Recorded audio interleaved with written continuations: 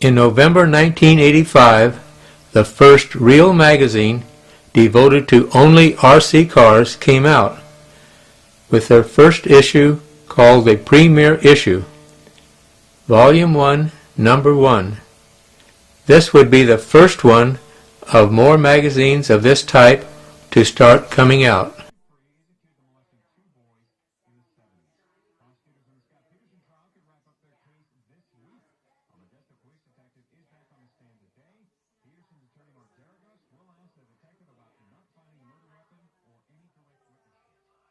Two months earlier, I received a phone call from Bill Northrop. Bill and I knew each other quite well because he also produced model airplane and model car hobby shows. So he told me about his new magazine and asked me if I would like to write exclusively for him. It took a split second to say yes, if he could assure me none of my articles would be edited and I would have at least 3 pages. He said, "Of course." Done deal. So then I had to call Dick Kidd at RC Modeler Magazine, the largest model airplane magazine in the country, and tell him that I was sorry, but that I could no longer write for RCM after 8 years, and why I couldn't. He said, "Gene, I don't know why someone hadn't done this sooner." And then he said, "I just want to thank you for the time that we worked together." I told Dick I really appreciated the opportunity he gave me to have an RC car article in his great model airplane magazine. He said, "I think I should be thanking you because you brought new RC car companies advertising in our magazine." I said, "I'm glad it benefited both of us," and I said, "I'll see you at the hobby shows." Dick was a great gentleman. My agreement had been in place for this first edition in RC Model Cars, and it showed me as an editor, but my first article wasn't due to appear for another few months. One of the first ads in the new RC Model Cars magazine was from Proline. A short time later, Joe Warren, the owner of Proline, and his foreman, Tim Clark, came over to Associated to see me. They offered to supply our A-team their Proline tires for racing, no charge. I said, "Great, but there must be one condition. If we go to a race and someone else has a new tire and we don't have a chance to win the race unless we run their tires, then I'm going to want to run their tires." Joe said, "No problem. That will just make us work that much harder to make better tires." We then agreed and started running Proline tires.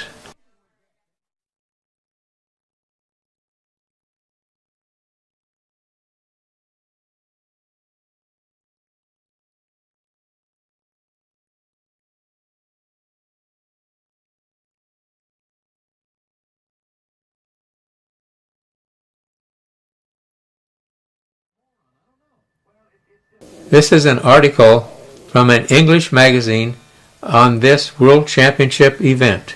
On the following page, they've got me talking to Ernst Tatiello from Italy, and that's Debbie Preston from England in the background.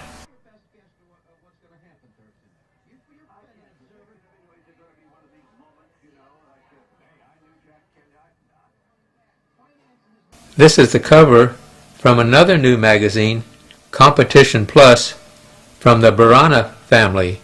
It looked like a very high quality magazine. That's the track in Japan.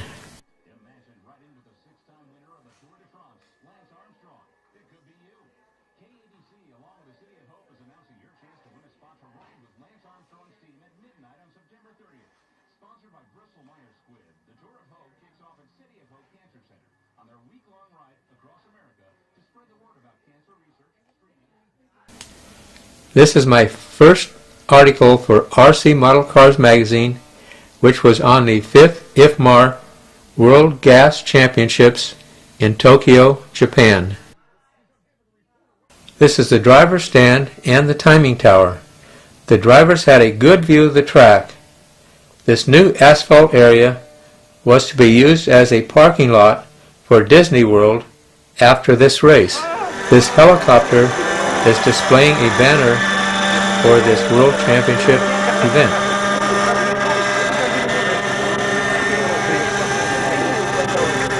Does anybody want to volunteer for this job?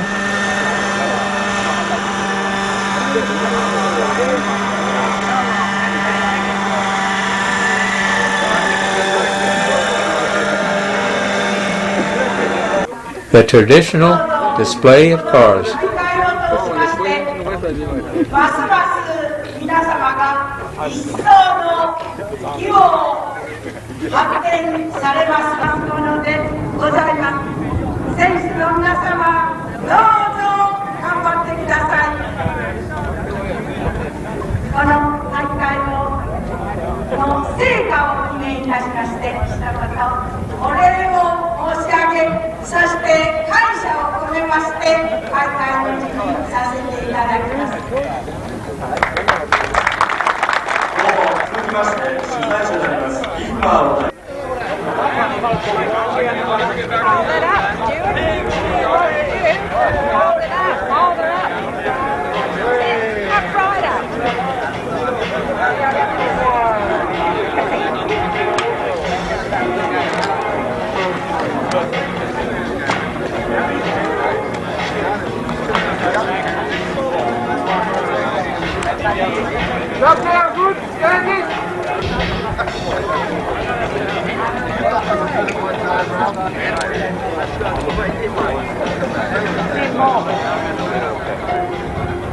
Gary Culver on the right is working on his car.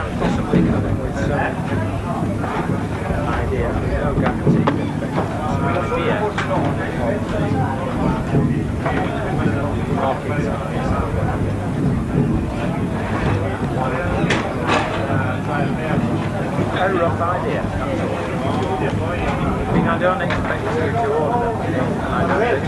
I shall not ring you up in 1 year and say, you said you would sell 100 and only sell 50. I don't want an exaggeration. I want to know what you really think is sensible. And we know what the trade has been done. Part of the Japanese team.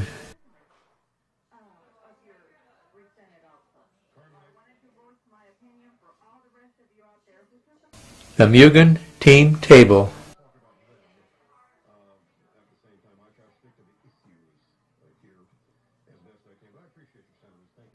This is the Serpent team from Holland.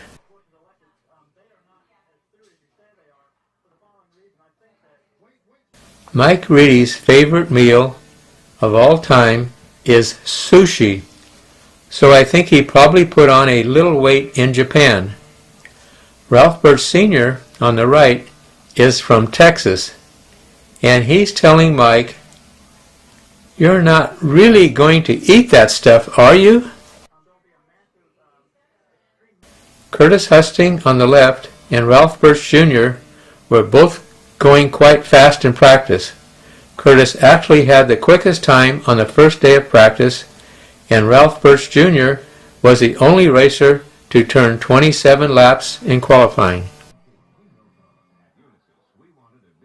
Gary Kai's working on his RC 500 car.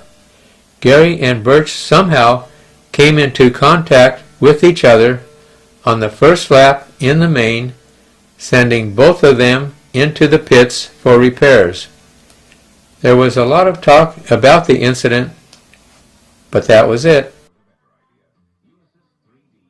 Arturo Carbonell seemed to have his share of carburetor problems.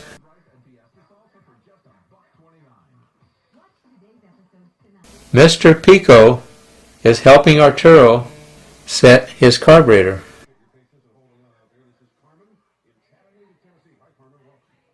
Rich Lee on the left is watching Dana Smeltzer working on his car while Bill Giannis works on his car. I'm not sure, but it looks like Gil Jr. and Kai's is poking a little fun at Gil Sr. This is from an article that Mike Reedy wrote for Competition Plus magazine.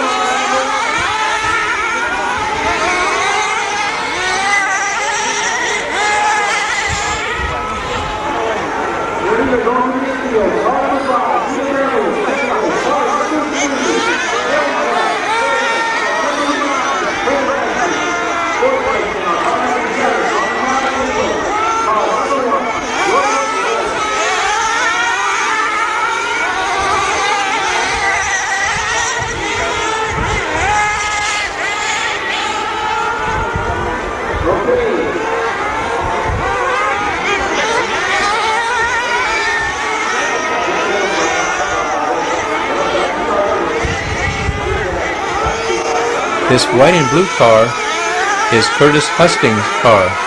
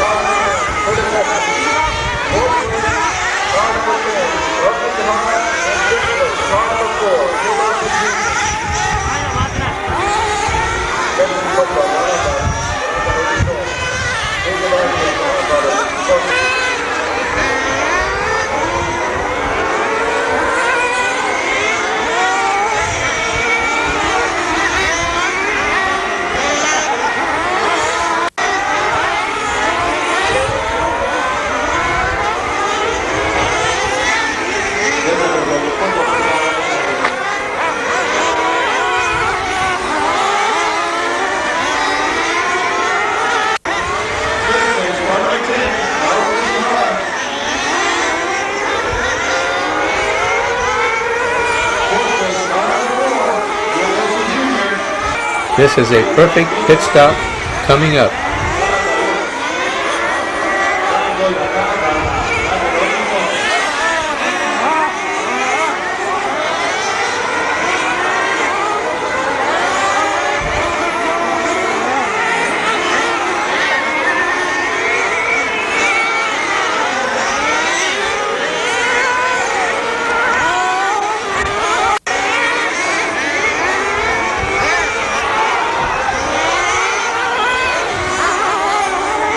Cars are coming in for a tire change now.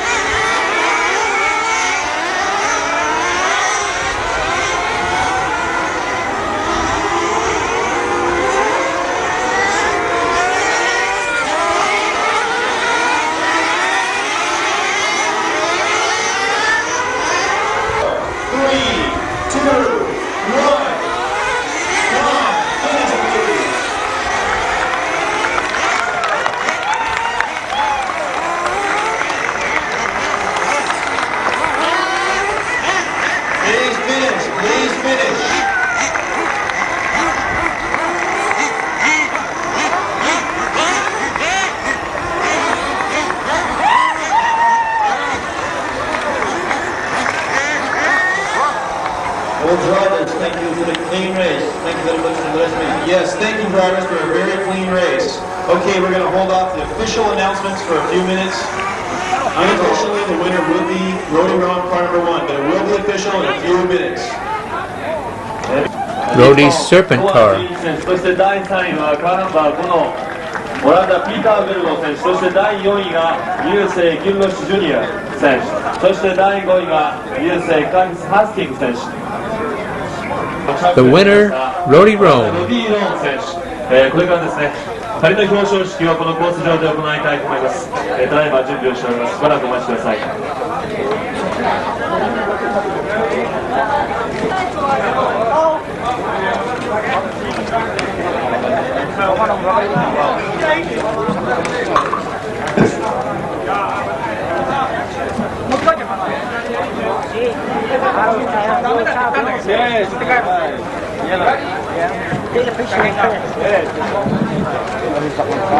Rody's car.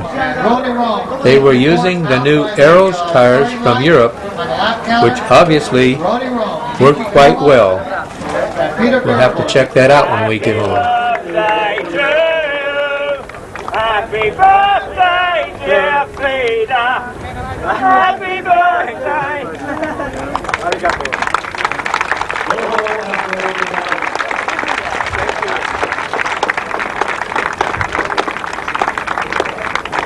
The big one should go to Rody. Yeah, the big one is for Rody. Doesn't matter how it gets small, we change. Okay. I get the second. This man. Yes.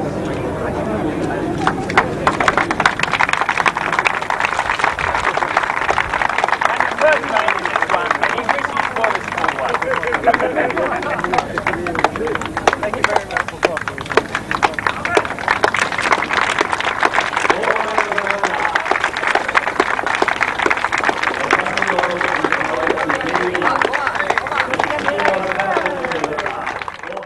Rody wins, with Curtis making up a lap in the pits for shock repair, and Ralph making up 2 laps in the pits from the first lap incident with Kai's.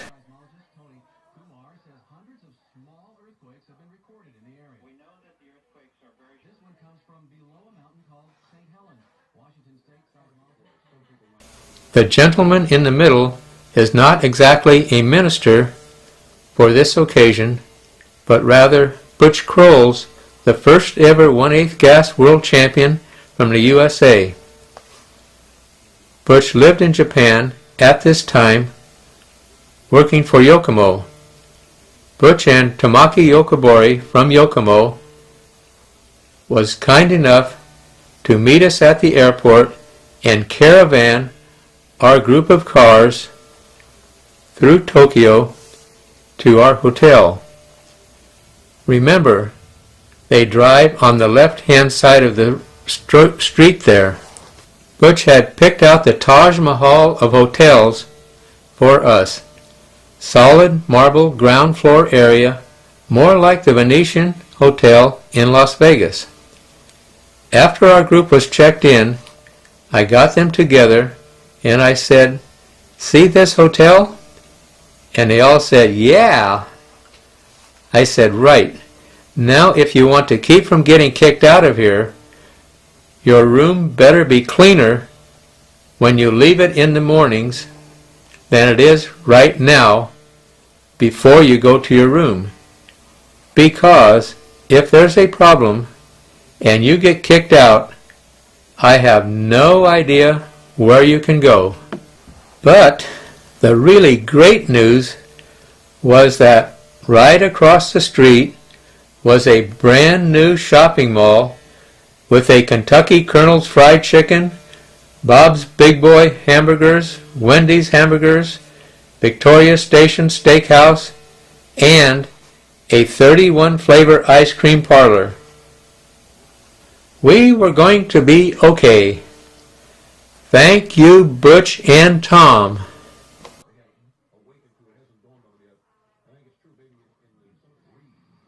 Peter Barefoots, one of the owners of Serpent in the black pants, is holding up his third place trophy and helping Rody Rome to hold up his winning trophy, and Yunichi Koma holds up his second place trophy. Congratulations to all you guys. The fastest woman driver in the world, from England, Debbie Preston, lightened up the room. Peter Barefoots from Holland took third place with his Serpent car. Junichi Koma from Japan took second place with his Kyosho car. Rody Rome from Holland won the Worlds with his Serpent car. Congratulations, Rody. It was your day.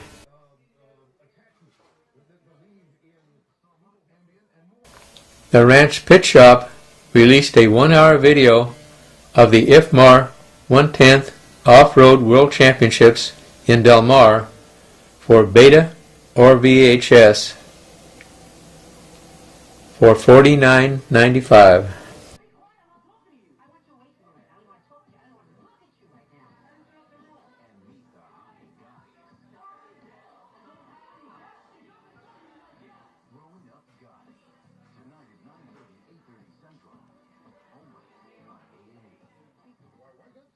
This is by far our most popular ad at the time.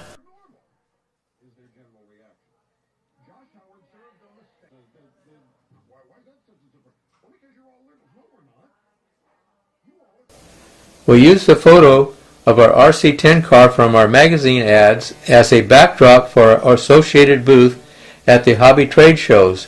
Everybody thought it was a great idea. That's Roger Curtis on the right. This is a great ad for Airtronic's new XL2P car radio.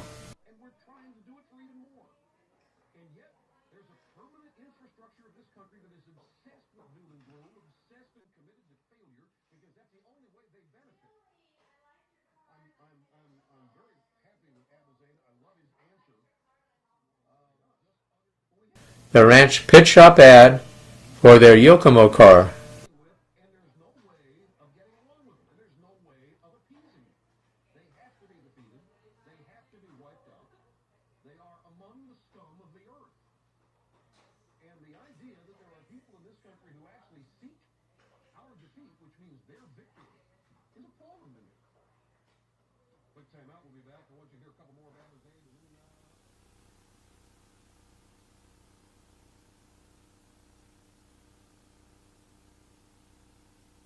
My article this month in RC Model Cars magazine was on the U.S. Indoor 112 Championships in Cleveland, Ohio at the Holiday Inn Ballroom with 225 entries. The lap counting area and part of the crowd.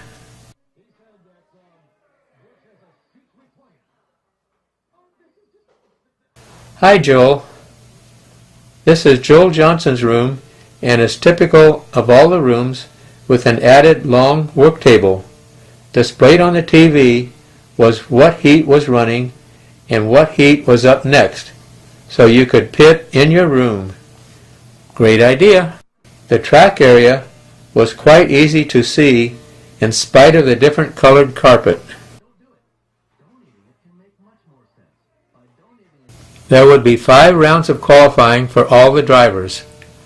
5 was enough for some, but some others I know needed more. From the beginning, Joel Johnson was a man to beat. He was a step further along in preparation, and it was paying off. The car Joel was running was called a Reflex by Ernie Provetti.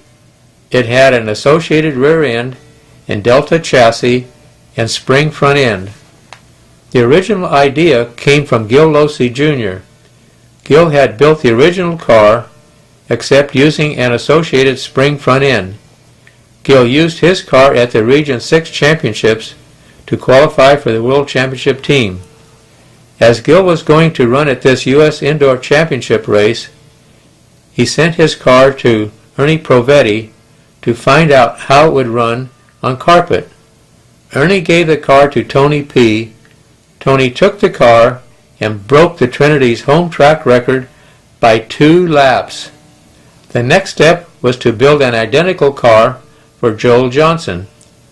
Tony P. builds and maintains Joel's cars, and because Tony was more familiar with the Delta spring front end, he put that on the car too. It takes a combination of driver, car, motor, and mechanic to have a winning combination. Joel is certainly a great driver. The new car was working fantastic. The race-proven Trinity motor was doing its job as usual, but Joel will be the first one to tell you that without Tony P, it would be tough for him to win. Let's hear it from the mechanics of the world. If more people would only realize how important chassis tuning is, they'd be going a lot faster. Joel dominated qualifying, ending up with 46 laps in 8 minutes and 0.1 seconds. Closest to him was the ever-improving Bob Light with 46.814. Just 2 seconds back was Tony Neisiger at 46.816, and a driver that has also made some great improvements is Henrik Karstens from Denmark, who took 4th spot with a 46.821. The day of the mains, there was 1 round of controlled practice for everyone. In this practice session, Kent Clausen started a quarter lap behind Joel, slowly caught and passed Joel, and put a half a lap on him at the end of 8 minutes. Joel wasn't going slow because none of the other cars could catch him, so it looked like the main might turn into a race between Joel and Kent. We'll see.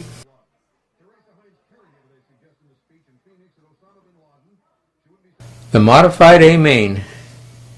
The cars were on the starting line and the drivers were on the driver's stand being introduced to the crowd by the announcer, except 3 drivers were missing. About a minute later, Neisinger came, but Lavico and Clausen were missing. Somebody was sent to the room to get them, and when he got there he told them they were up. They said, "No, we're not. Look at the TV screen. It says the Sportsman A is in tech. We've still got 20 minutes and we haven't done our tires yet." The guy says they're starting the race now with or without you. So Lavico and Clausen come running out, set their cars on the line, jump on the driver's stand, the horn sounds, and they immediately both punch into the walls. They're dialed out. Joel takes the lead with Bob Light in second, Henrik Karstens in third, and Tony Neisiger fourth. After a couple laps, Tony tries to get by Henrik, but gets spun out as Joel and Bob pull further ahead. It takes a few more laps before Tony can get by Henrik. Joel was in a race by himself as Bob fell behind. Joel won by a half lap over Bob, with Tony another half lap back in third. Chalk up another well-deserved win for Joel. We must thank the whole Norcar Club for staging another super race. It was great, even though we did get snowed in and missed our flight home. Congratulations all you guys. You did great.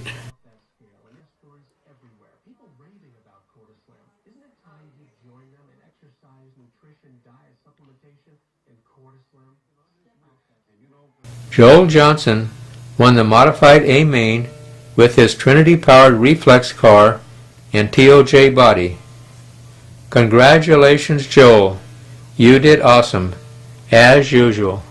Bob Light, with his best performance, took a second place in the A main. Bob Light keeps getting better and better. Tony Neisinger took third place with his Van Halen special. Tony is always right up there.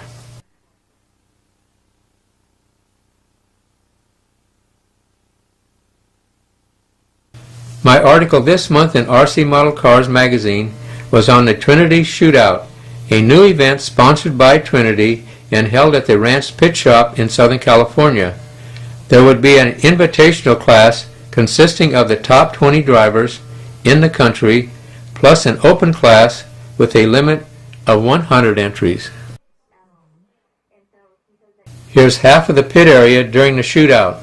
New permanent tables have since been added.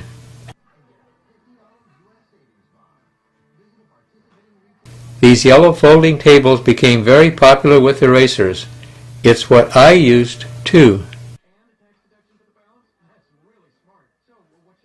Then there are some guys that just know how to race a step above. This is Jim McGeary working on his RC car in his motorhome with all the comforts of home while watching football. Way to go, Jim! It never rains in Southern California, only sometimes when we want to race, that is, as it did here. So Gil Losi Jr. just got out his blowtorch and got the track dried out a whole lot quicker. Invitational A main. Time for the big one. People were lined up all around the track. The cars were lined up 2 by 2 in order of qualifying. The drivers were introduced, pictures taken, and the race was ready to begin. The horn sounded, and somehow Terry Rott had taken the lead, with Mike Labico in second, followed by Joel Johnson and Tony Neisinger. Terry was on maximum turbo boost, got a little sideways in a corner, and Labico hit him, spinning both cars out. Joel took over the lead, with Tony second and Gil Losi Jr. third. A few laps later, Gil drove around Tony and started closing in on Joel. Shortly he was on Joel's bumper. When was the last time you saw Joel hit a dot? Well, Gil must have pressured him because he clipped a dot and Gil took over the lead. Now Joel was right behind Gil, and it was Gil's turn to collect a dot. Joel had the lead, but not for long. Going down a straightaway, Gil just simply drove around Joel. After the race, Gil told me he thought something was wrong when he drove around Joel because they both had the same motors. Either Gil was overgeared or Joel was undergeared. With 2 minutes left, Gil found out who guessed wrong. He started slowing, and Joel and Tony both drove around him. Tony was about 20 feet behind Joel and holding. Then with 1 minute left, Joel started slowing, and Tony was making up 5 feet a lap. But the fastest car on the track at this time was Kent Clausen. He had undergeared, and now his batteries were still good. He was catching Joel and Tony. But would there be time? As they crossed the line to start the last lap, Tony had close to within 4 feet of Joel, as Joel was really slowing now. Everyone knew Tony would be trying to pass soon. But at the far end of the straightaway, Arturo's batteries had completely dumped, and his car was turning donuts in the middle of the straightaway. As Joel went by Art's car cleanly, he later told me he never even saw Art's car, even though he had just missed it by inches. Then Art's car moved right into Tony's path, spinning Tony out. Tony said he never saw Art's car either, obviously. This gave Joel the extra room he needed. Tony closed back up on his bumper, but Joel crossed the finish line first to take the win. Clausen was a couple seconds back in third. This race certainly had everything in the way of excitement and had everyone talking about it an hour after the race was over. Our congratulations to Joel and all the racers for putting on a super race. Ready for more? How do you know if you or someone you love is experiencing memory loss or perhaps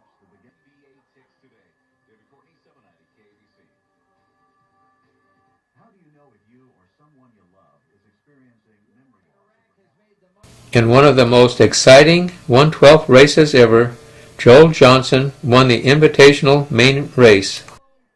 Tony Neisiger looked like he had a chance to win, but wound up a close second. Fastest man in the main was Kent Clausen, but a late start put him in third at the end.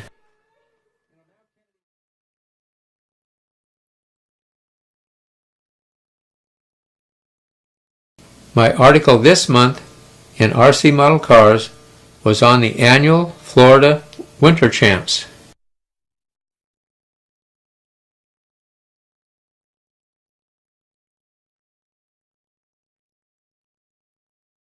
The Universal Raceway Park in Orlando was the scene of the 1986 Florida Winter Champs 1/10 off-road race. Traction was great. The red Georgia clay track was well groomed and smooth, allowing most of the racers to get a good start off of the starting line. The two-wheel drive stock A main. For main event day, the weather was perfect and the track was groomed perfectly. The cars were lined up according to qualifying, and when you give Jay Halsey the pole starting position, you're going to be chasing him around for a while. So when the flag was raised, Jay took off, followed by Cliff Lett in second, and Kyle Reed and Troy Klein having a super race for third. There were no unusual happenings in this race. Jay just kept increasing his lead slowly until he had 3/4 of a lap lead at the end. Cliff managed to hold off second spot, while Kyle and Troy almost crossed the finish line side by side. Jay Halsey and his RC10 took top qualifier honors in two-wheel drive stock and modified. Jay then went on to win the two-wheel drive stock class and finished second in two-wheel drive modified, and Cliff Lett took second with his RC10 in two-wheel drive stock and third in two-wheel drive modified. Cliff just keeps getting better and better. Both of you guys did great.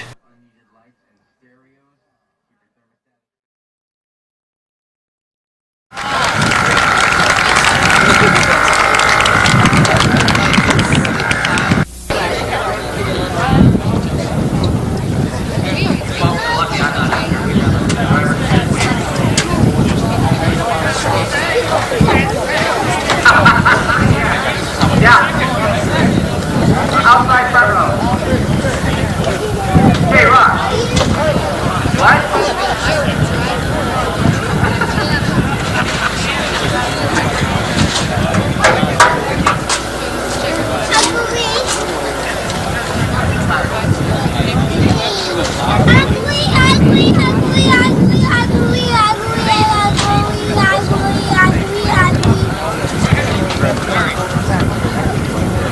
Okay, real quick, it looks like we got all the cards at the line.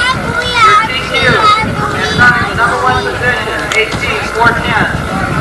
Car number 1, the Florida driver said, flip your hand, Jay. Jay Halsey, your current world champion, wheel drive.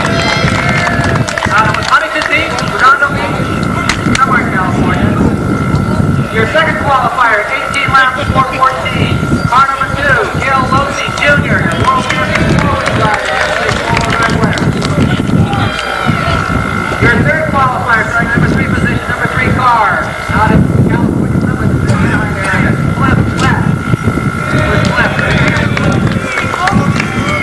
Out of the Gardena area, youngster, California, car number 4, 18 laps, 415, Troy Klein. Your fifth qualifier out of Arizona, near Pink, where's them? Requover. Hunger, Arizona. Kid lives out with the ranch. Out of Arizona, fifth qualifier, 17 laps, 404, Butch Clover. Your sixth qualifier. Your fast qualifier yesterday in the four-wheel drive class. Out of, where you at now, Chris? Where?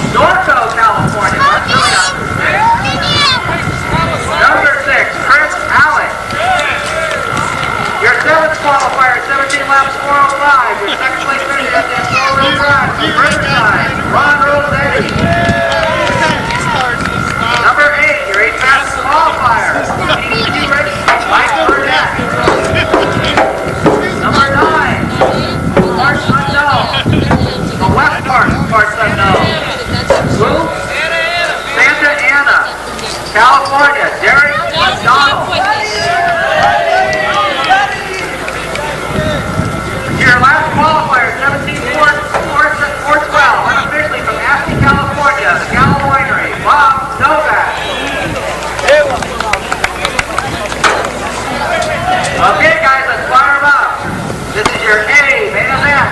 Oh, that's the fourth wave I've ever seen, guys. Come on. Need me up there.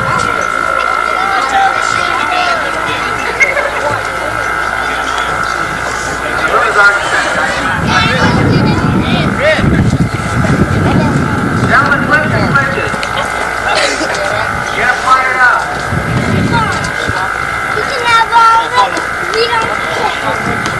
Watch your flagman. His race. Third marshal to be at the ready position. Are you spectators? Yeah, spectators, please stand back away from the track so the turn lanes can do their job. Thank you.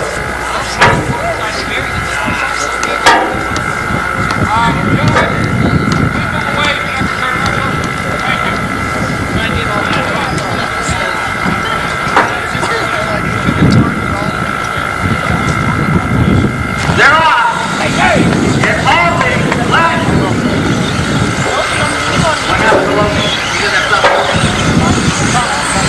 Let's keep it clean out there, guys. Yeah, it looks like it's going to be halting and left. Followed by Clover.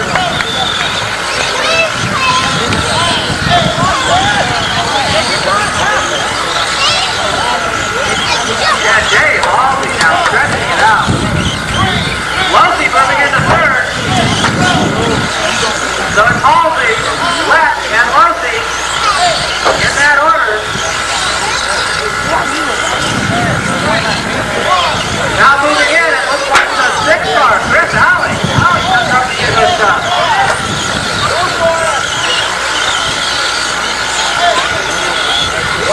It still looks like it's Halsey now, starting to move up on Novak. Lucy going by left.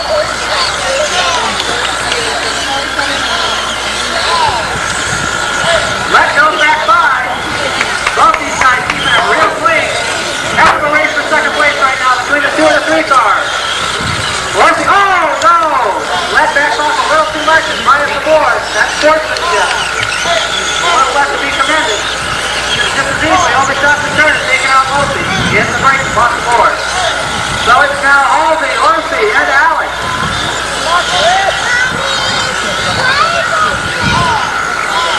Halsey about straight away ahead of Lucy. Lucy wearing a prototype, Sprint 2. Soon to be released, Halsey driving his ever reliable associated RC10. Car number 8, that is the leader behind you. Please, do not walk. So Lucy now, stuck behind traffic. Let the number 2 car go, please. Thank you very much. The 6 car is also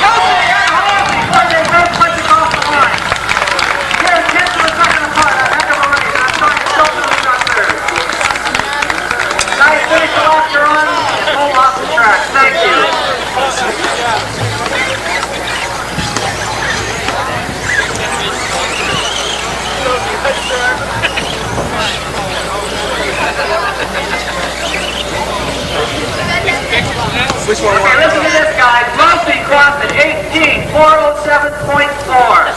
Halsey at 14,407.5. 1/10 of a second. Also thank you, guys. It's good race. I'd like to thank all the drivers up there for giving way and letting me just get 5 minutes of sleep so it can be a race to the finish.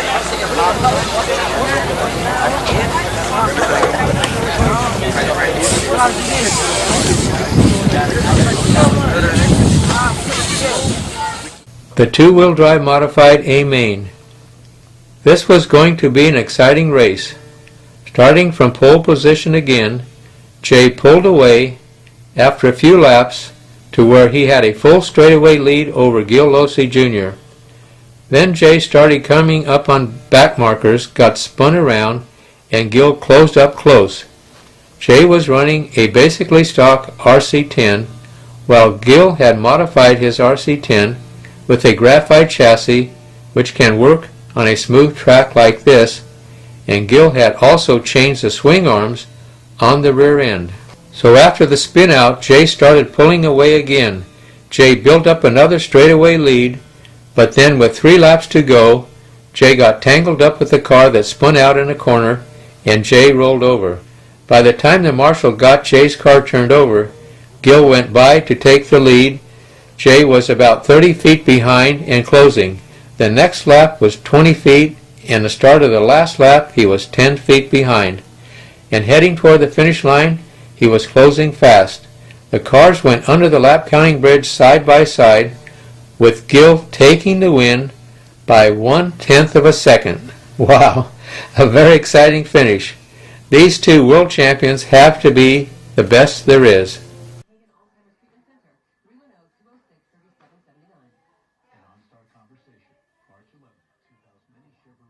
The four-wheel drive A-Main.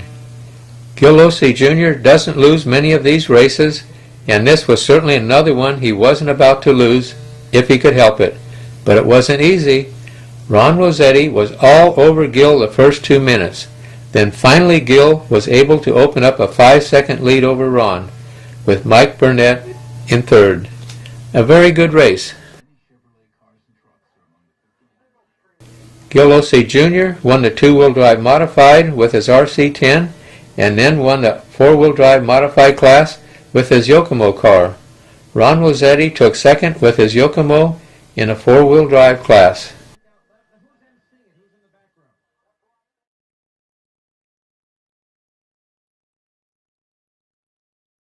The Winter Champs gas track was located at the Circus World in Orlando, Florida. The track was smooth, but had a definite slope to it.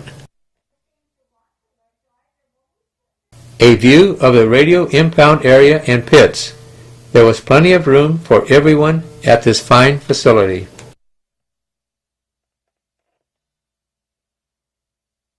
Ross Klober fuels Butch's car as Ron Paris contemplates his motor spec book. In the back, Ron Rossetti and Gil Losi Sr.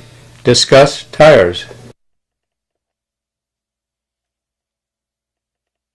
Ralph's RC500 four-wheel drive car was assembled by Ron Paris.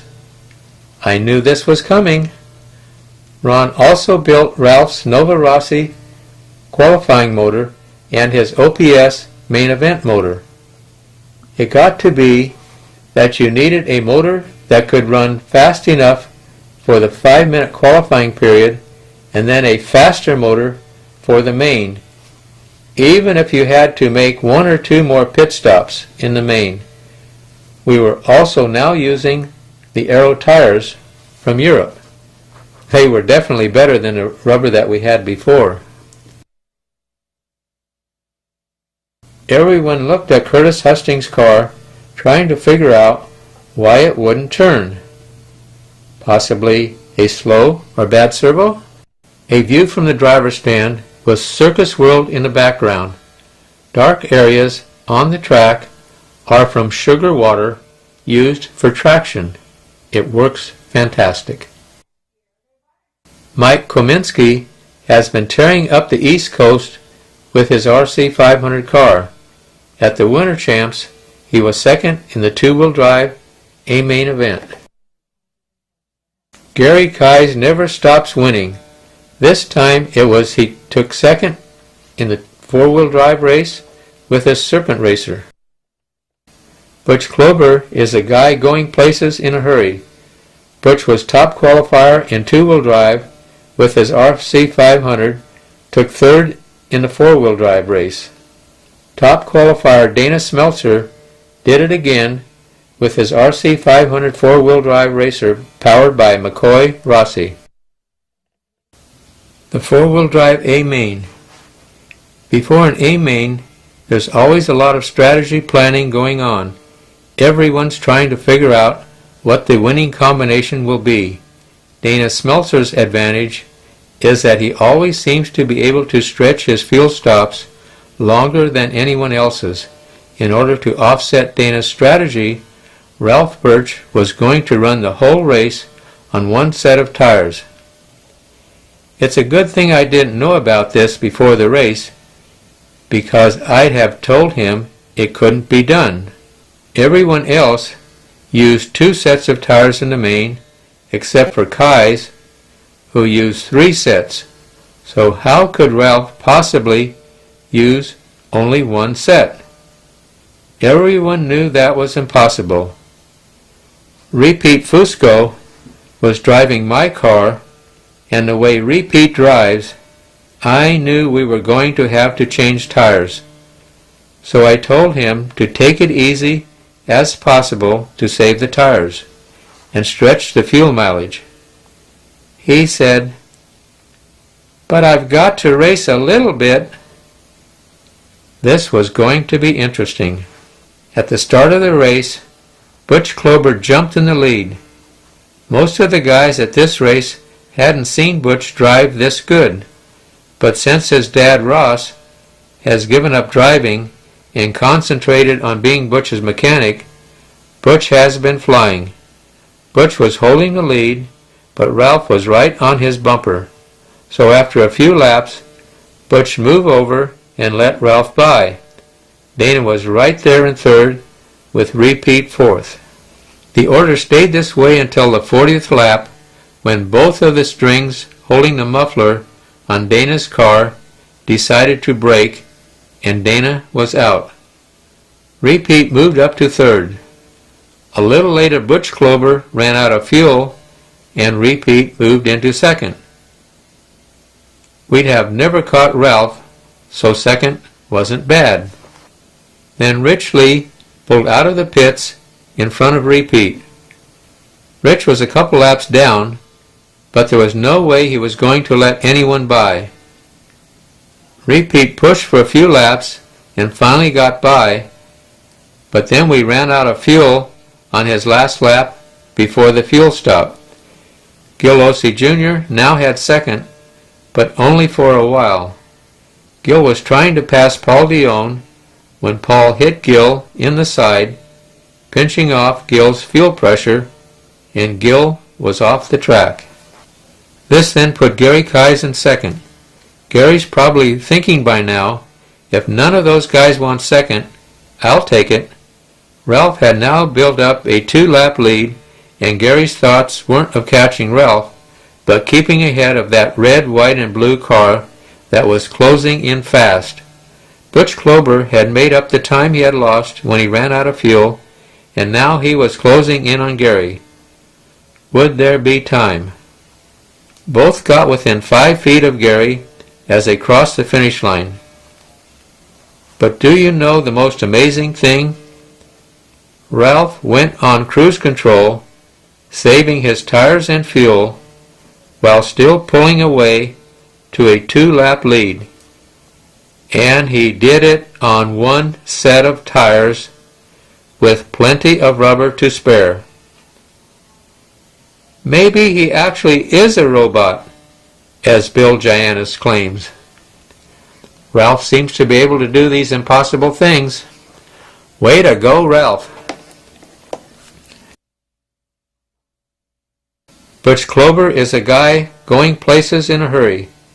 Butch was top qualifier in 2-wheel drive with his RC 500 and took third in the 4-wheel drive race.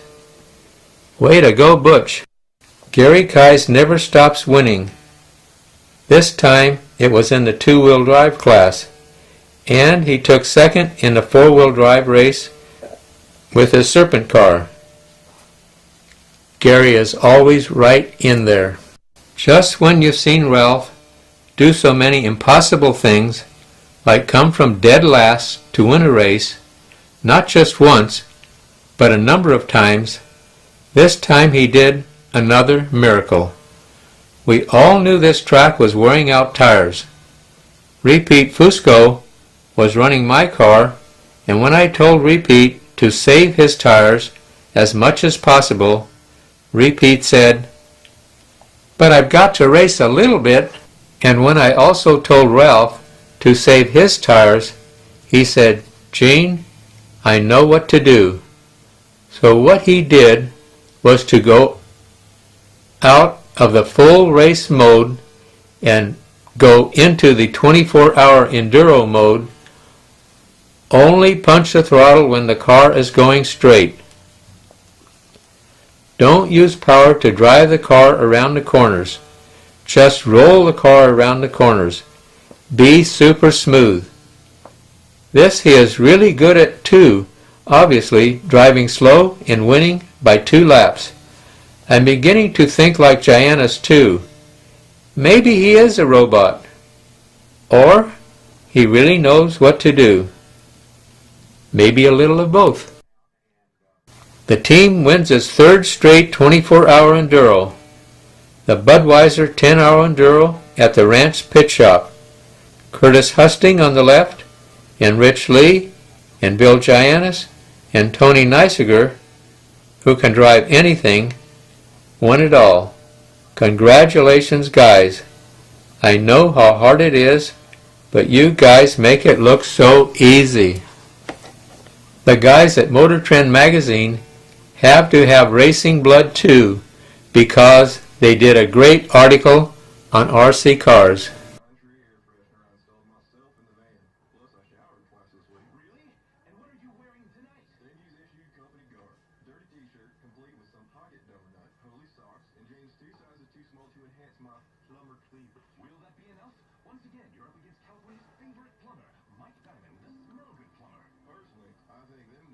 Radio-controlled racers. Fill it with nitro, raise the antenna, and stand on it. Sounds good to me. Tony Asenza, the writer, definitely has racing blood too.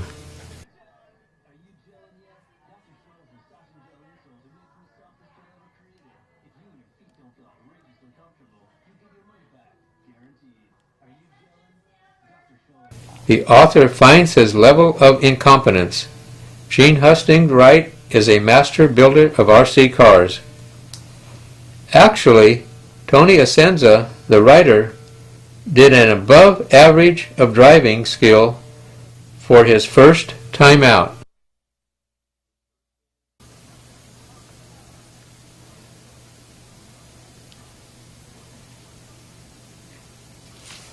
What else is there to say?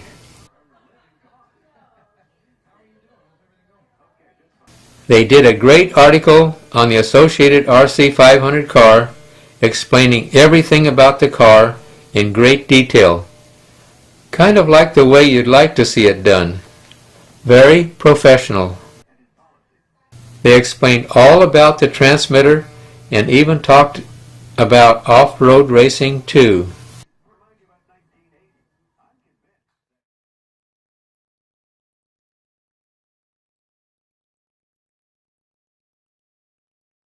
My article this month was on the 14th annual McCoy race at the Ranch Pit Shop.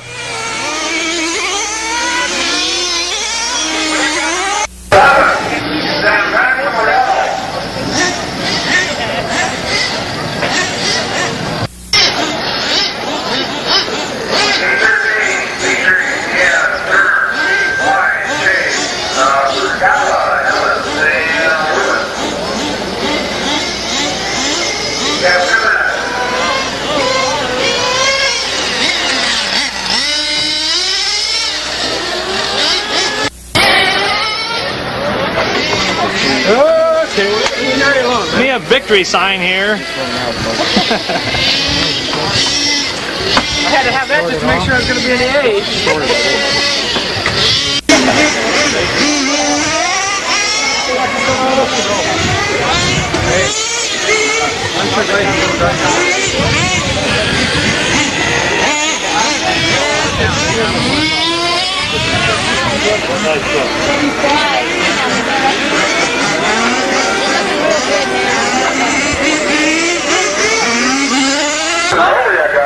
Yeah, this is lunchtime yet.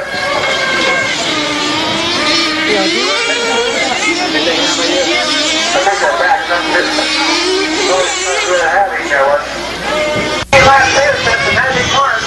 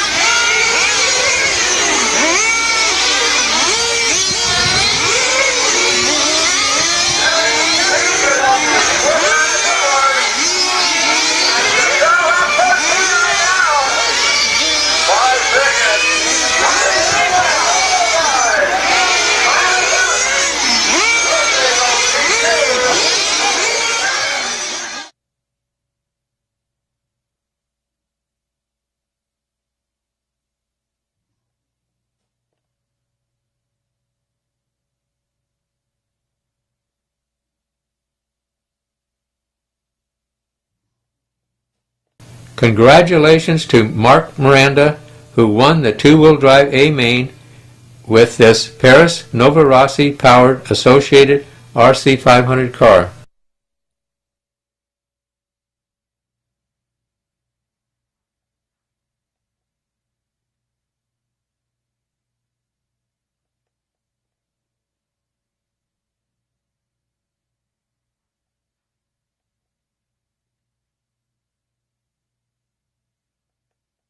Congratulations to Gil Losi Jr., who was top qualifier and the first place finisher in the four-wheel drive A main race. This is a great ad for Futaba's new Magnum Junior radio.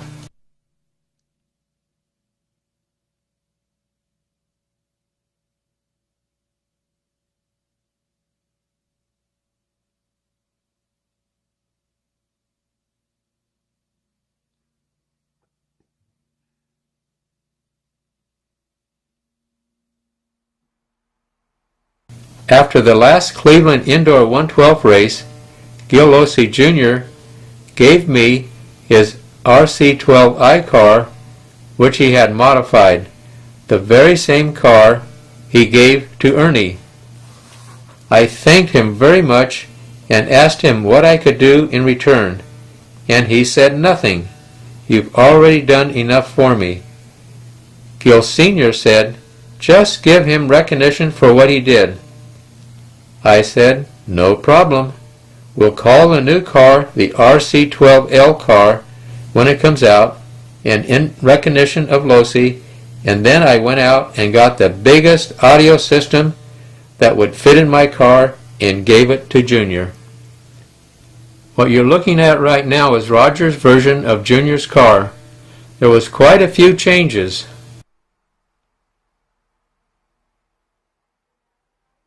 Neisiger volunteered to test the car, and when he was finished, he said, Gene, you've got to drive the car. It's great. So Roger and I, and Lavico and Clausen, all went out to the Orange County Club's track on the parking lot of Briggs Cunningham's Auto Museum in Costa Mesa. Tony ran it first, and he was just flying around the track. So, after a couple laps, Lav says, I want to try it. Of course he wanted to go faster than Tony, but he couldn't even keep it between the lines. Clausen was laughing at Lav. Clausen, of course, saw what Lav did and knew he could do much better than that. He was all over the track, outside the lines too. Roger did the same thing. I knew I couldn't drive half as good as these guys, but I had to know what the car felt like. So I took a different approach and only used 3/4 throttle and only half of the steering throw. I wasn't exactly flying, but I kept it between the lines. The car just had Godzilla steering. Tony must live in a world of his own. So I told Roger the car has to be able to be set up so I can punch the car without spinning out everywhere. If I can drive it, then anybody else can drive it, and then we'll be able to sell it to everyone else. Roger made some changes, and the car was super.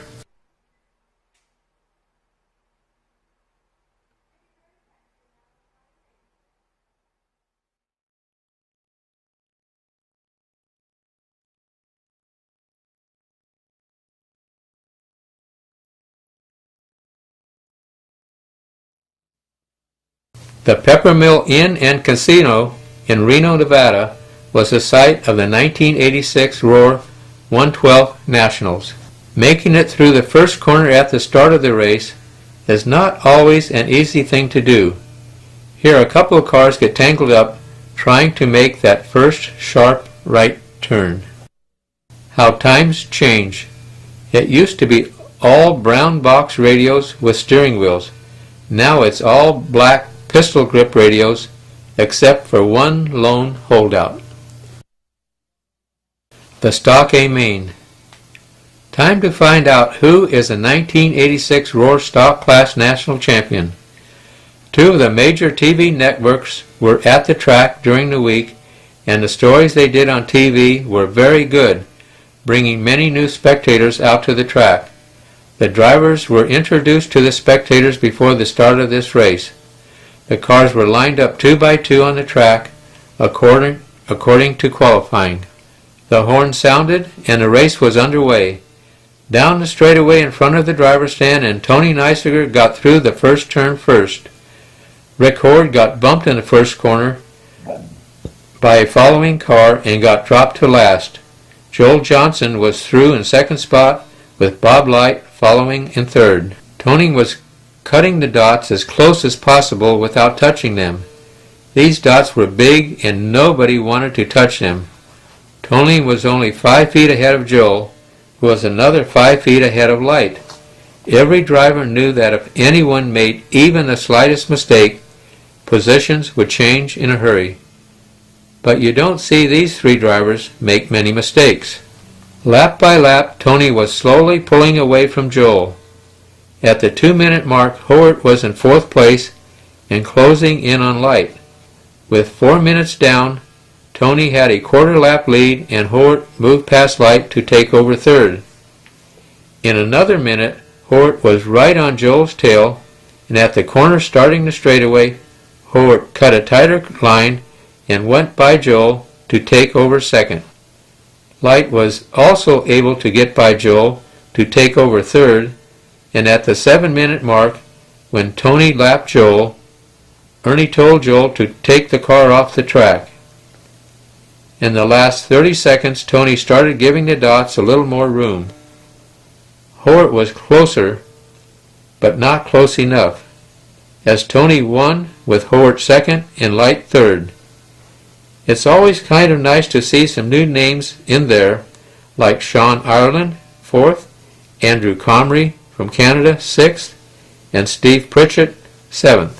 The 1986 Roar Stock Class champion, Tony Neisiger. Tony was also top qualifier with his associated RC12L car. Neisiger's associated RC12L car features Reedy motor in modified class, Novak speed control and receiver, and Futaba servo, and of course, Sanyo batteries. At the awards banquet, one driver said that if he had known there was to be a trophy girl, he would have gone a lot faster, or had a lot more crashes, or both. Rick Howard is the 1986 Roar National Modified Class champ. Rick also took 2nd in the stock class at the Nationals. Way to go, Rick! The Modified A Main. There was a nice crowd of spectators today. After the usual driver presentations, the cars were lined up 2 by 2, the horn sounded, and the race was underway. Bob Light was around the corner first, Tony Neisiger 2nd, Joel Johnson 3rd, and Rick Howard 4th. Joel tried to make a pass on Tony in the 2nd corner, but there wasn't enough room. The cars bumped, slowed, and Howard went by to take 2nd. Joel 3rd, Tony 4th, and Arturo Carbonell 5th. The cars were no more than 5 feet behind each other for the next 2 minutes. Then Tony touched the dot, the car wiggled, and Art moved into 4th. Tony repassed Art on the straightaway, but at the end of the straight, Art just touched Tony, causing Art to spin out. A minute later, Light went too wide, passing another car, and Howard and Joel slipped by. So now Rick was leading about 3 feet ahead of Joel. Light was another 5 feet back, with Tony another 15 feet back after the contact with Art. 2 laps later, Joel passed Rick to take the lead. Then at the 4-minute mark, Joel clipped the dot and Rick retook the lead, with Bob Light also getting by Joel for 2nd spot. A couple laps later, Joel's car hooked coming out of a corner as Tony came alongside. Tony passed Joel and started to push to catch the leaders, but cut a corner a little too short and stuffed the car in the wall. Before a marshal could get there, Kent Clausen moved into third. Howard now had a quarter-lap lead over Light, with Clausen about 50 feet back in third. All Rick had to do was keep out of trouble while passing slower traffic, which he did, and went on to win. Light was second and Clausen was third. A really exciting race which had everyone on their feet cheering their favorite on for the full 8 minutes. Congratulations to all you guys. Rick Howard is the 1986 Roar National Modified Class champ. Rick also took second in the stock class at the Nationals. Way to go, Rick. Rick Howard's RC12i uses a peak performance motor, Novak speed control, Futaba receiver and servo, and Sanyo batteries. Bob Light's TRC car had Trinity motor, Tekin speed control, Novak receiver, Futaba servo, and Sanyo batteries. There were quite a few companies, like Parma, who started to make parts for our RC10 car. We encouraged this because their ads helped us to sell more cars.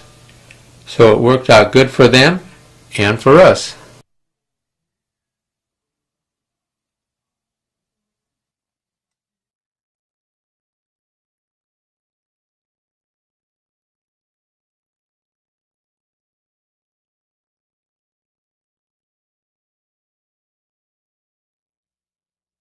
My article this month in RC Model Car Magazine was on the 1986 Roar 1/10 Off-Road Nationals, which were held at the Ranch Pit Shop in Pomona, California. As you probably know, the Ranch Pit Shop had a perfect 1/8 scale on-road track, and on the north side of the lot was a great off-road track with a good driver stand and a timing tower.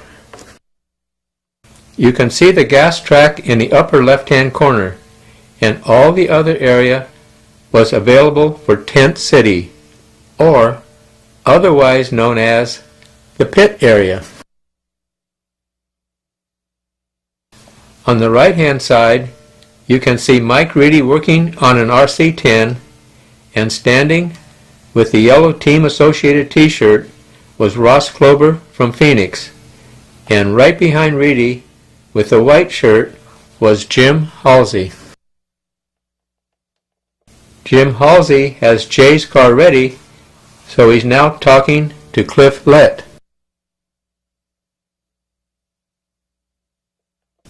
Ernie Provetti from Trinity on the left, and Mike Reedy with Butch Klober from Phoenix standing.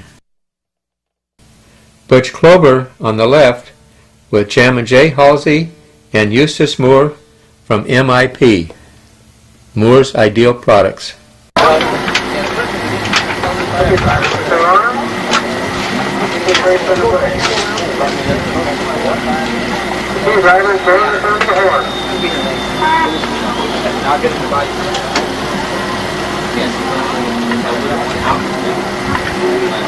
Biggest travel wasn't for the tabletop, it's for the start finish line here. 2 miles a half place away. Take looking for the pass the line, it's going to be car number 8. So I'm sure you can see here. Remember, it's really loose and turn. Here it's dropping on the outside pedal and holding gears in place on the start corner. Looking for you there. Aren't you big and senior? Car number 8. Tighten up around the corner. Moving up fast now. Joe Smith put a little paint car from Tucson, Arizona. Joe in a paint car at the Inmar World. Follows his favorite colors. White colors. He did real well. The Inmar World, Del Mar last year. Joe Smith in second place. Now Joe Smith is in third place. Well, I don't know. I haven't quite got that. Joe Smith in seventh place. Third place, different Bob Hoffman, car number 1, the restaurant. Not Novak, car number 6.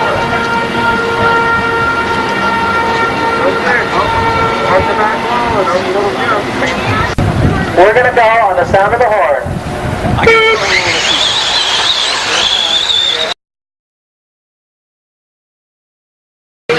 No, but all you got to do is scratch out that last guy. How does we shut up? So a little water down. Thank you very much. Jim and Jay having some fun with Go the ahead, give us some water. and then trying to sell him some really in a can power spray. Get the pink out of the hose there. Joe Smith, pull the pink out of the hose there, please. Right there, right in front of you.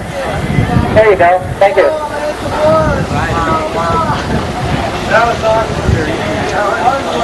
Okay, your official order. Finish. You're winning over number 3. We have a very nationally represented field here in the A main event. We've got drivers all the way up from Florida. You can believe it.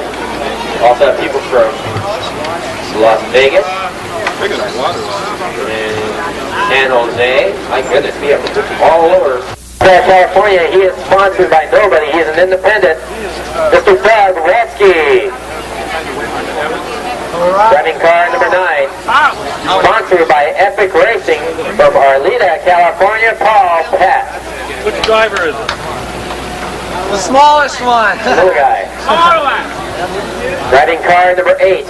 Sponsored by Wright Racing from Norco, California, Mr. Jimmy Wright.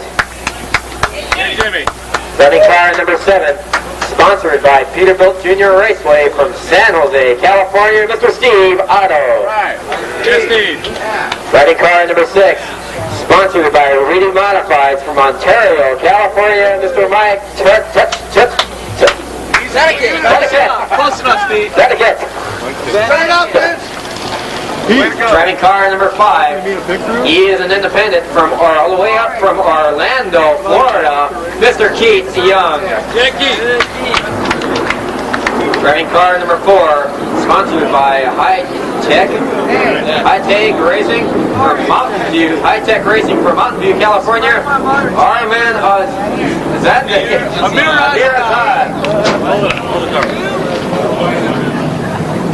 Sorry about that. Driving car number 3, sponsored by Coors Racing, oh my, from Las Vegas, California, John Woods.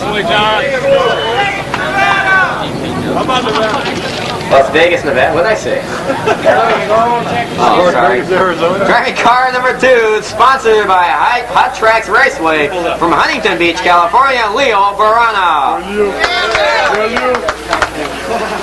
And your number 1, driving car number 1. Listen for the horn.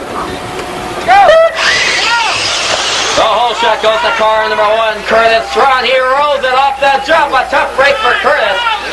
And they head onto the highway. Up on the highway they go, and heading back onto the main part of the track is going to be car number 1, Curtis Tron. Curtis Tron, car number 1, your leader. Second place is going to be car number 2, Leo Barana. And then third is going to be car number 9, Paul Pat. Paul Pat's the little guy up here in the driver's stand. I think he's about 9 years old. You can barely see over the driver's stand. And look at him, he's making a move to the inside. It's car number 2 now, your leader. That's Leo Barana. Place Tron. Get off the track, please.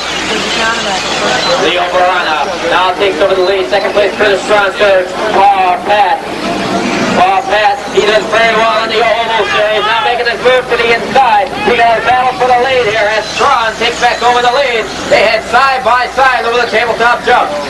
Leo Barana to the inside, and he takes over the lead. Up to the highway they go. Leo Barana with Tron drafting the inside. Yes, high up. It's Paul Pat.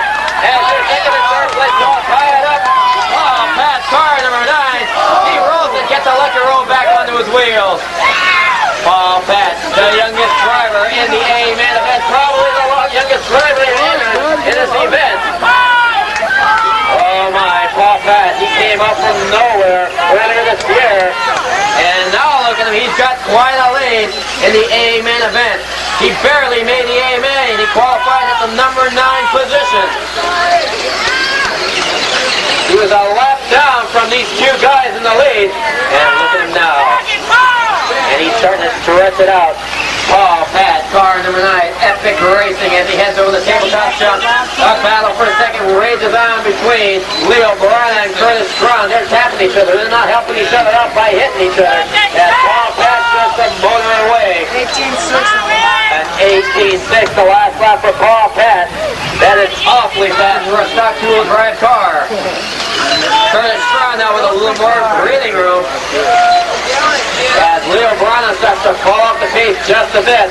Paul Pat taps the wall off the highway, back onto the main part of the track. Car number 9, yeah, they are Strong rolls it.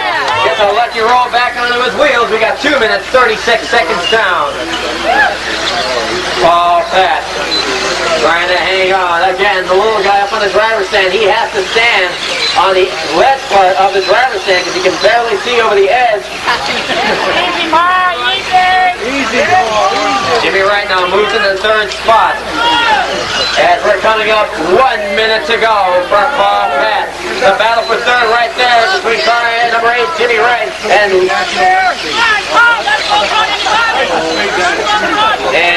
Mike Tunnicat. With less than a minute to go, Paul P. Pat. A good battle for 3rd now between car number 8, Jimmy Wright, and car number 6, Mike Tunnicat. Whoa, 3rd, rolls it. Paul Pat rolls. Here comes Strong now. Strong goes to the inside. Car number 3, that is a battle for the lead. Coming up behind you, car number 3. Move over, thank you. What a battle for the lead. Strong to the inside. Paul Pat trying to hold him off. Paul Pat, can he do it? Can he be the youngest national champion ever? And with less than 10 seconds to go. Oh my! As Curtis Strong now opens up the lead with less than 5 seconds to go. A tough break for Paul Pat. That is time. Oh, what a tough break for Paul Pat. You can pull up and you come around as Curtis Strong motors around the last corner. Here comes Paul Pat. He goes to the inside. Strong's going to be your national champion.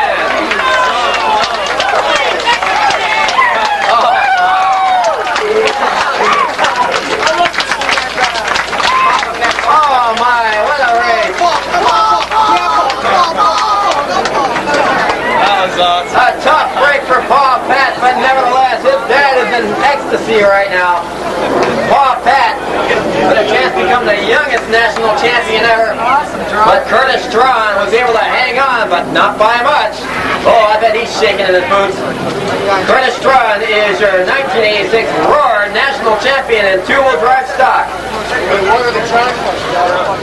No, it's all right. Congratulations, guys. You all did great.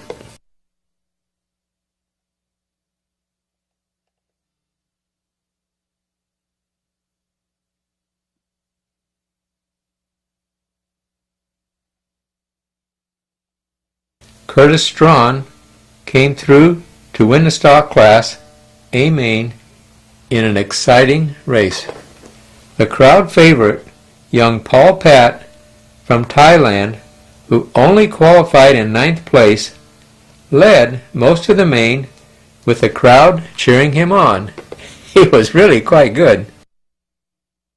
Mike Martin, 415.1, in the number 9 spot. It looks like Ernie's getting some more help. Everybody wants to help Ernie.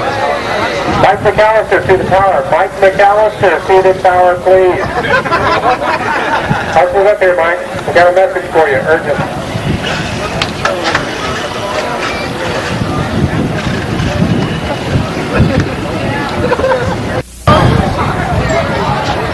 Come on, clear the grid, guys. Give him some room. All you round the heat number 1 guys, back up a little bit. Junior, turn your chair. Okay. There's our turn marshal from that last round. Let's get out there, guys. Come on, we're waiting on you. Turn marshal from heat. Last 402 with an 8, Mr. Eric Soderquist. You guys are really a popular bunch of guys up there, you know? We know who the favorite here is. Joe Losey Jr. According to the crowd. Let's fire them up, drivers. Two-wheel drive open, A main event, ready to go. 2 days of qualifying. Coming down to this last run. The winner of this race will be the national champion for 1986. Ron Dyer driving car number 5. Your defending national champion in this class. Last year he did it with a Cox car. This year going back to an RC10.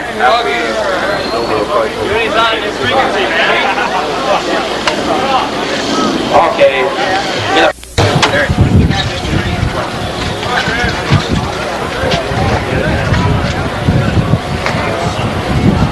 Last minute preparation, getting the car's positioned just right. It's all or nothing now. There's no tomorrow for this one. At the end of this race, we'll have a new national champion. Drivers, clear the track. Drivers, if you're ready, listen for the horn. We've got to start. Soderquist with the whole shot, getting through okay. It's going to be Eric Soderquist with the whole shot and the lead at the head onto the highway. Whoa, they take each other out to the wall. Soderquist off the track. You can get going out, Eric. It's going to be Chris Alec, car number 4, in the early lead. Second place is going to be Jam and Jay Halsey. So it's Halsey and Alec battling it out for the lead. Chris Alec heading for the highway, up the ramp. Halsey right on his tail. Third place is going to be Mike Dunn. Alec gets off the track just a bit. Car number 4, the red and white Trinity's motivated. Car of Chris Alec, Jam and Jay Halsey, second place. Diego only qualified in the 8th position, barely made it. Oh, Alec gets off the track. Alec, Cuba's car heading up the ramp, broke traction and spun out. Mike Dunn coming up onto him, right on his tail as Halsey starts to open it up. Jam and Jay Halsey, the defending world champion, IFMAR world champion, who won that title last year at the Ranch Pit Stop in Del Mar. Qualified number 8. From what I hear, he was all over the track. A lot of horsepower. And he was lucky to make the A main. More horsepower than any human can possibly handle. Jam and Jay Halsey, interesting line coming off that jump, handing us back onto the highway. Car number 0, leaders coming up behind you. Tony Rossetti, that is the leader coming up behind you. Whoa, Halsey taps the wall. Alex closes it in as they head up the ramp, back onto the highway. Jam and Jay Halsey coming up with car number 0. Watch it, that's your leaders coming up behind you, Tony Rossetti. Whoa, he gets hammered! No, that was Halsey got loose. That was not Rossetti's fault. Rossetti tried to get out of his way. And now Chris Alec takes over the lead again. Oh, Chris! And now Mike Dunn gets into it. Mike Dunn takes over second. For how long, we don't know. Halsey now dropping back to third. Whoa, Halsey right over the top of Dunn. Whoa, what racing. Halsey rolls it. He gets back on his wheel. As Chris Alec now with about a highway lead. Dunn and Halsey mixing that up. And now car number 2, Chris Moore, has moved to the second spot. Chris Moore all the way up from Del Mar, California. Now moving into the second spot as Halsey and Alec. Halsey and Dunn battle for the third spot. Alec about a highway ahead as Chris Moore starts to reel him in. We got 2 almost a minute to go. Oh my, Mike Dunn slides it off the wall. Halsey now moves back to third. Moore hanging on in second. Chris Moore. Oh my, what a drive for Moore. He's trying to hang on. We got a battle for the third spot between Halsey and Dunn. Dunn rolls it, but so does Halsey. Chris Alec now opening up a straightaway lead over Chris Moore. Jay Halsey power wheeling and coming off the first turn. Moore gets off the track. Oh my. Chris Alec trying to hang on. Coming up on 30 seconds to go. We got position changes happening all over the place. Chris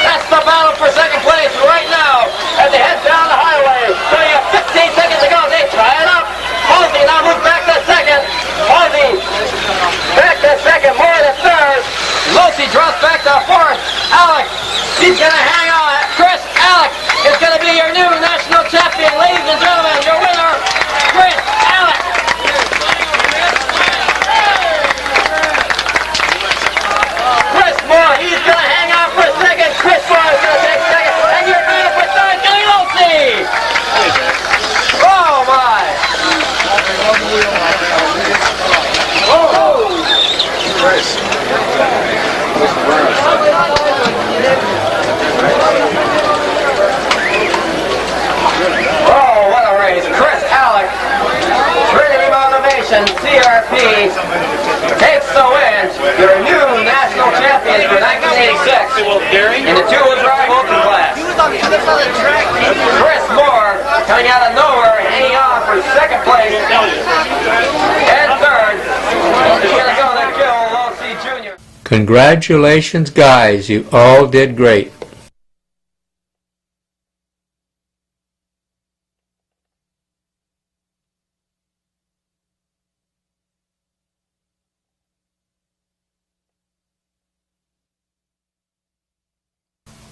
In another exciting race, Chris Alec had to come from behind to win the two-wheel drive modified A main. You did great, Chris. Chris Moore made a race of it with finishing right behind Chris.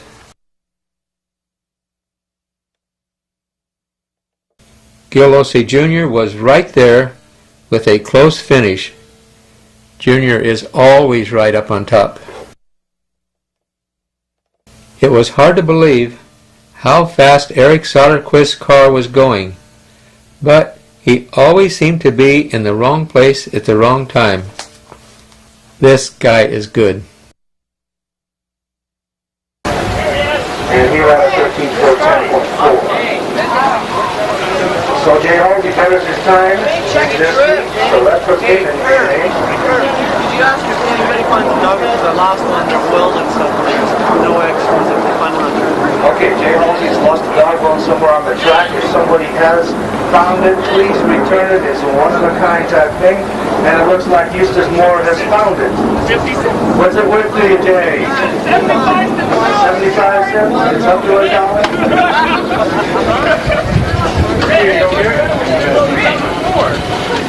Okay, we've got a dead car. We had 3 people there, 13 laps that time, so that was a fast one. Get those cars and radios turned off and get out to turn marshalling position, please.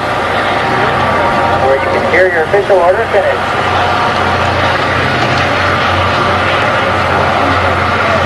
Okay, heat number 3 should be on the line. Heat number 3 should be on the line.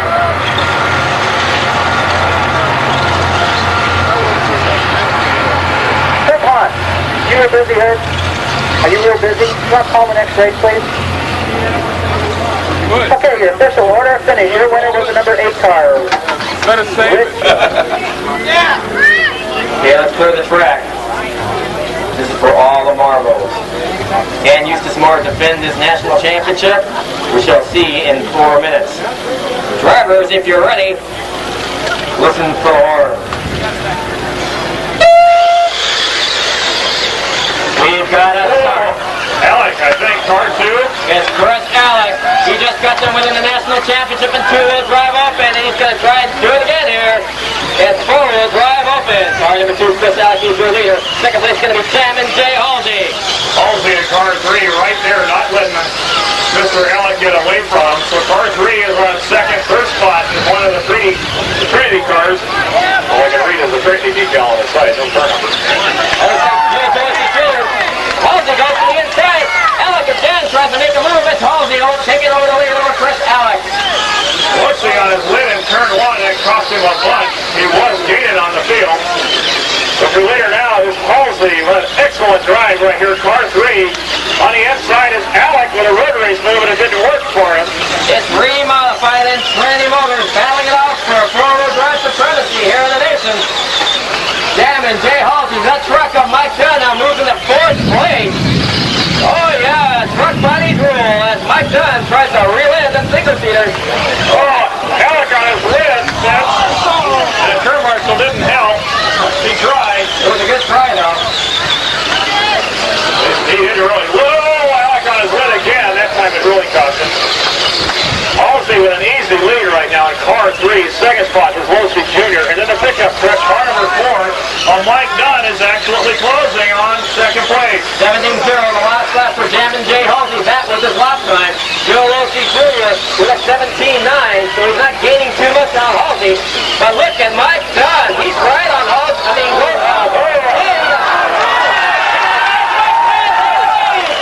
Mike Dunn with the truck body. He's out in front. Dunn has got the lead now. Halsey with some horsepower in car number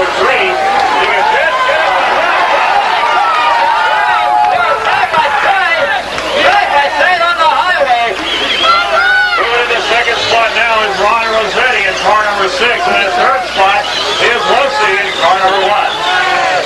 Car number 6, we have in second place, that's Ron Rossetti, right behind Mike Dunn. Nice wheelie coming off the jump. That fuels the batteries doing that kind of stuff. It's hard for a vehicle to be a truck. Car number 4 is your leader, Mike Dunn. In second spot is Rossetti in car number 6, and then in third spot is Alex. Short place now is Halsey moving up one notch. Yeah, Mike Dunn doing it. Can he pull up full body, front body, into the winner's circle, the national championship? We're 245 down, drivers. You still got plenty of time if you consider this. Mike Dunn trying to hang on RPS Yokomo, I think. So that was the home fast. It's one of Mike Dunn's own days. I think it's fixing or not. We're not sure. And some noise inside the car. He went by. Car 4 started a little bit of transmission or gear noise inside the racer. Sounds like gear noise to me. As Mike Dunn's trying to hold off Ron Rossetti. Chris Alex back into it now. He's in third.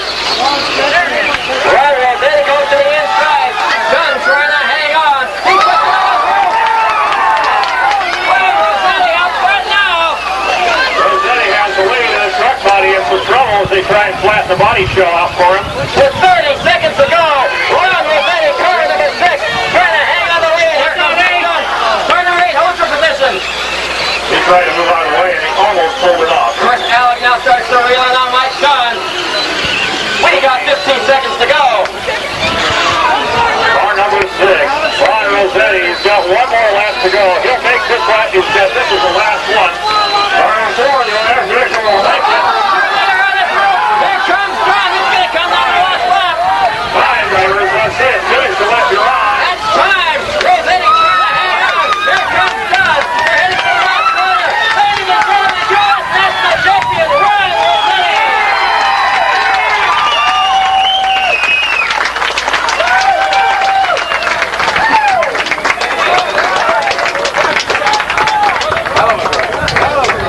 Ladies and gentlemen, Ron Rossetti is our 1986 Open 4-Wheel Drive United States Champion. Winning time, working class, 4:12 with a 9. Oh. Which was only 0.8 of a second slower than his qualifying run. Ron Rossetti, after a whole bunch of tries, finally takes the big one. And Ron Rossetti is our new World National Champion. It is great. We need help. Yeah, grab some people to help you. There's a lot of them. 14 laps, 40. Rather odd, because I was talking to Ron Rossetti earlier. He didn't sound too confident about winning the A-Main. In fact, he talked like he was actually very lucky to get in the A-Main. But he proved him wrong.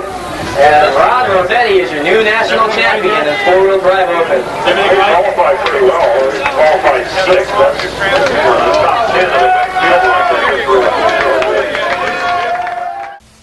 You just saw popular Ron Rossetti, the crowd favorite, win the 4-wheel drive modified A-Main and then be congratulated by the crowd. We would also like to congratulate Ron and all the other racers shown here. Anybody who can push a big truck car around the track and finish in second place against all these buggies deserves a first place trophy for best in class. But I'm sure Mike Dunn was quite happy with his second place trophy. Congratulations, Mike, and all you guys.